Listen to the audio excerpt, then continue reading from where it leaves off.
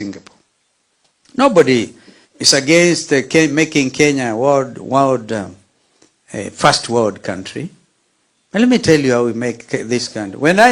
Those who are saying what has he done in 40 years, by the way, I must tell them, 28 years, yes, straight, as a member of parliament for Kitui North, member of parliament for Mwingi North, and then of course I went in as deputy, assistant minister, deputy president, minister in several of those ministries. A lot of people find it difficult to put down my CV. Paloma has tried. I keep on correcting her every sentence. Within 28 years, well, William Ruto has been deputy president, leave alone being MP, for 10 years as deputy president.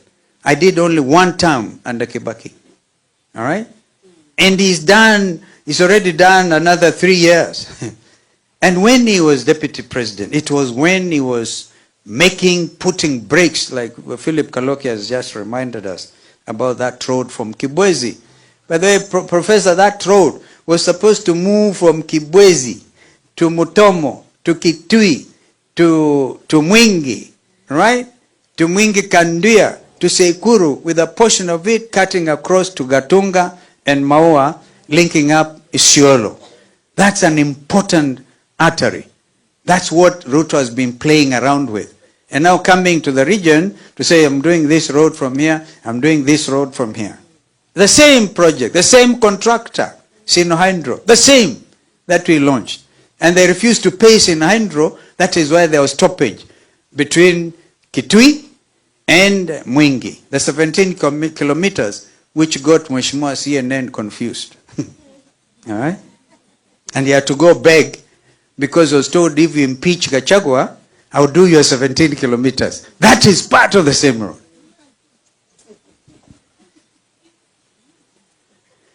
But speaking truth to pessimism is actually patriotism. That's what I've been trying to do. And I've decided I'll speak truth to William Ruto and to his elephant ears or something. And I'm not calling him, I'm not saying he has elephant ears, but that is euphemism. Until they listen. And if they don't listen, of course we throw them out. Democratically.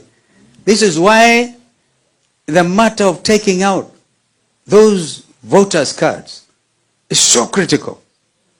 As we speak, this region is actually leading. Number one is Nairobi, which has registered more than, I think, 1,000 plus. Right? Followed by Kiambu. Number 3 is Machakos. Just clap yourselves. By less than 1,000. The Machakos and Kitui and Makueni, they are trying, because they are seeing, our young people are seeing where we are going. They are seeing. But just as Deputy Governor said, Kitui, please lead us in the new year. I want to suggest Irene Kasalu, County Women Rep, Mama Rose, Mama Kamene, take leadership, work with the governors, go out there, carry out those IBC clerks, take them around, waandikishe, so that by June, because this is a continuous exercise, we are going to see something dramatic. Because these young people are saying, we want to get there. And you see, even in Ruto's backyard, they are not registering much, because they wanted to stay like this. Perchance, they could survive. Well, during my tenure as vice president, and under the late President Mwai Kibaki, we built, of course, as I said, the Thika superhighway, and Kibaki being who he was, a true servant leader, an economist, never wanted anything named after him. I mentioned to the press people, when I went with Ambassador Muthara, who was the head of civil service, to ask Kibaki akubali so that we can call Thika superhighway, because it's really 8 lanes. Iitwe Kibaki superhighway. He looked at me and said, Vice President, na huko hii barabara inaenda hakuna jina. That was the end of that discussion. Now Ruto said on December 12th, right, on of course, a Republic Day, he said that he's going to do another expressway, kama ile ya Uhuru, expressway from January. In less than a week, he's supposed to start doing an expressway on top of the Thika superhighway. My.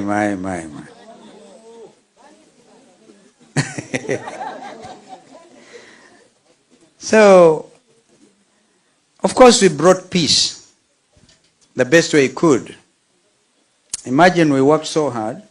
Today, if you leave this place and you go to Juba and say, you know Kalonzo Musyoka, they might look at you with happy eyes because they know one of the fathers of that new country called South Sudan. South Sudan, the world's newest state. It took a lot of negotiations. It took a lot of efforts. I remember my late friend Sayim Mesfin, who was killed recently in Ethiopia. He was a foreign minister of Ethiopia. We worked so hard with him to bring peace, the comprehensive peace agreement, which was signed in Nairobi under President Kibaki. We laid the foundation for infrastructure development across Kenya, including roads in every corner of this nation. This was not done through empty promises or political theater. It was done through careful planning, fiscal responsibility, and genuine commitment to the people of Kenya. I also want to add, if you cross the border to Somalia, one of the things I had to do as a member of parliament for Kitui North was to make sure there was peace. Those of you from that constituency will know banditry was the order of the day. I had to get President Moi that time to do a police station, Jesu camp in Nusweni, so that again a little town called Kadhangashin, which is in the Raka constituency, was once flattened completely. I went to do exams in Sekuru